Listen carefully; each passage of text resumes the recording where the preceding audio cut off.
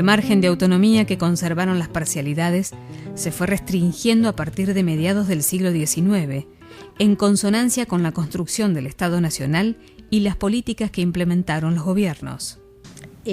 Para la conformación de los grupos militares que ingresaban en lo que se conoce como tierra adentro, algunas de las tropas militares eran indígenas, estaban conformadas por indígenas. ¿Por qué?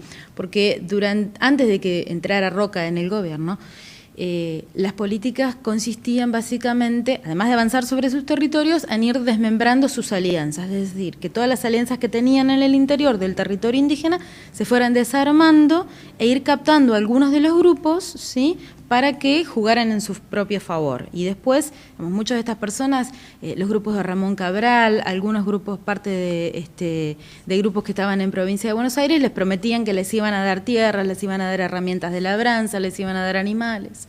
Y pasaba después que con el tiempo esas cosas no llegaban y los militarizaban a la fuerza. Y después esas tropas formaron parte de estas campañas militares de 1878-79. El corrimiento final de la frontera significó la pérdida de autonomía para los indígenas, la muerte de miles de ellos, los traslados forzados y la pérdida de la identidad para los sobrevivientes. Bueno, Claudia, con estas campañas militares, ¿qué pasó al interior de las sociedades indígenas que se iban desarmando, se iban...?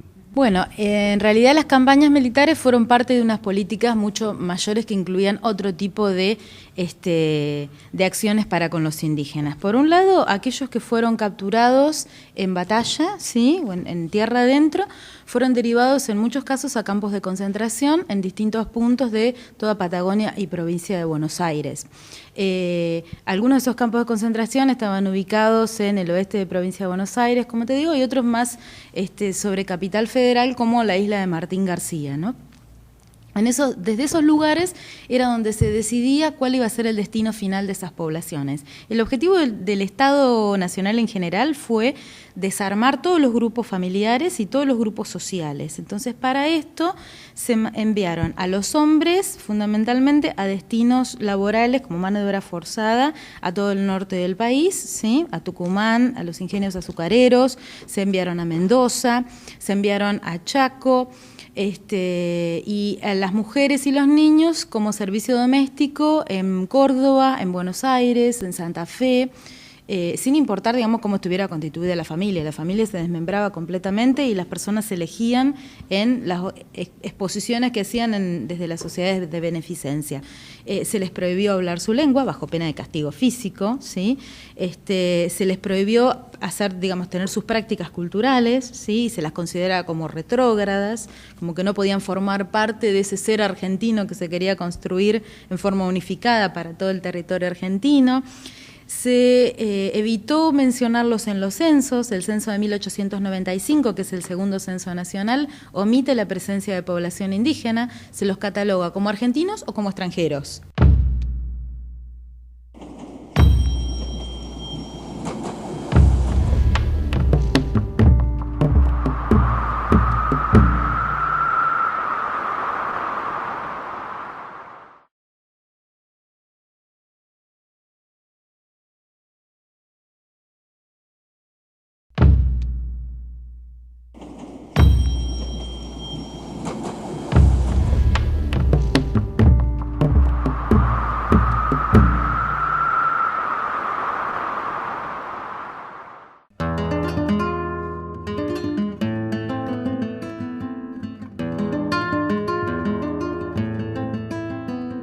Cuando las tierras pasaron a control del Estado y de grandes propietarios, algunos grupos indígenas retornaron a sus lugares de origen y fueron relocalizados, como ocurrió en el caso de La Pampa. En particular, en La Pampa, digamos, en lo que en ese entonces fue el Territorio Nacional de La Pampa, a partir de 1884, digamos, la Ley de Territorios Nacionales, hubo básicamente dos situaciones.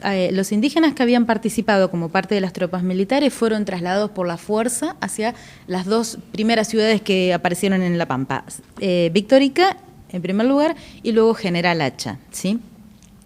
Además de eso, digamos, muchos grupos quedaron instalados en distintas localidades de La Pampa, ¿sí?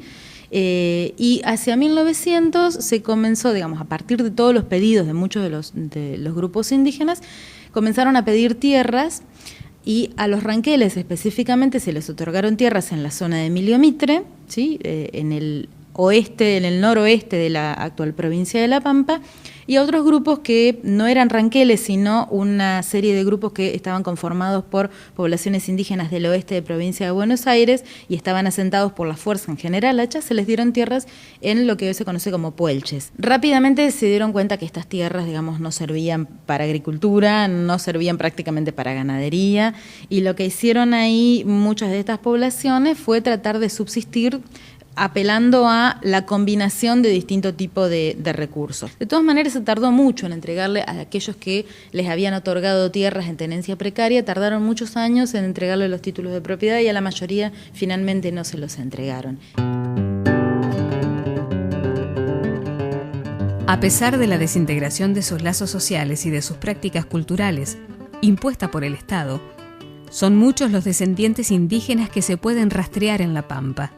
Y precisamente, José Carlos de Petris contribuyó a darles visibilidad y nombre a los rostros. Básicamente me interesó salirme de la historia épica que ya estaba contada en todas partes, sino meterme en la problemática de la propia conformación y la estructura social, y abordé básicamente desde las genealogías indígenas una mirada que yo no conocía, que no había visto, digamos, hasta el momento, ¿no? Siempre me preocupó mucho la identidad del grupo, pero también la identidad de los individuos, ¿no? O sea, y siempre traté de que cuando buscaba una fotografía, de que ese individuo no fuera un individuo anónimo, solo un rostro determinado, sino que ese rostro estuviera de alguna manera ubicado en una estructura social, en una genealogía, aunque arrasada, aunque una cultura que estaba arrasada y prácticamente en proceso de disolución, pero ubicarlo dentro de un contexto. Yo creo que de alguna manera pertenecí a un grupo de gente que, sin ser indígena, tuvo una mirada distinta hacia esta problemática y aportó y de alguna manera recreó un sujeto social, porque en los primeros años de mis investigaciones se hablaba del ranquelino o del indígena en pasado, como que alguna vez había estado y que como algún río pampeano desapareció bajo la arena. A partir del retorno democrático en Argentina, los descendientes de diferentes grupos étnicos, que actualmente se denominan pueblos originarios, comenzaron a reunirse para recuperar su historia, su memoria y para luchar por derechos que consideran legítimos. En La Pampa también se organizaron. Mari, como hablamos la lengua, Pupeñí, Pulamén. Bueno, empezamos a trabajar nosotros allá por el año 89, cuando se presentó el proyecto para la restitución de los restos de Mariano Rosa, que logramos tener eco allá por el 2001, que fue cuando trajimos los restos de Mariano al paraje Lebucó, que está cerca de Vitorica, 24 kilómetros de Vitorica, donde se encuentra hoy el predio y el mausoleo de Mariano Rosa. Nosotros en ese entonces éramos 3, 4 comunidades que estábamos organizadas, lo estábamos organizando recién. Hoy somos casi 32 comunidades organizadas acá en la provincia. Como presidente del Consejo del Lonco tengo el trabajo de recorrer las comunidades, verles sus necesidades, cómo están organizadas y llevar todas esas propuestas a nivel nacional.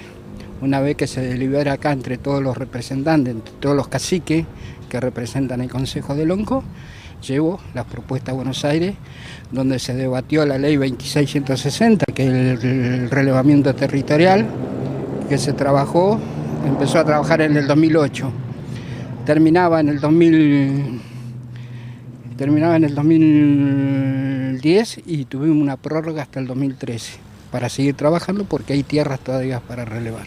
De esas 80.000 hectáreas que dio el gobierno después de la llamada conquista del desierto, que lamentablemente hoy la están ocupando un 30%, se han perdido más del 50% porque esas tierras después que dejó ese territorio, esto que pasó a ser provincia, cualquiera iba alambrado porque quedaron fiscales esas 80.000 hectáreas y hoy estamos recuperando eso.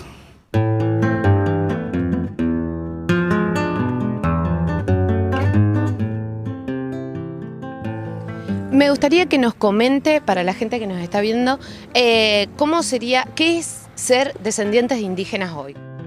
Nosotros hoy en día nos encontramos rescatando lo que se estaba perdiendo, la cultura, la lengua, todas esas cosas estamos rescatando. Se nota en las escuelas que los chicos cada vez están más entusiasmados.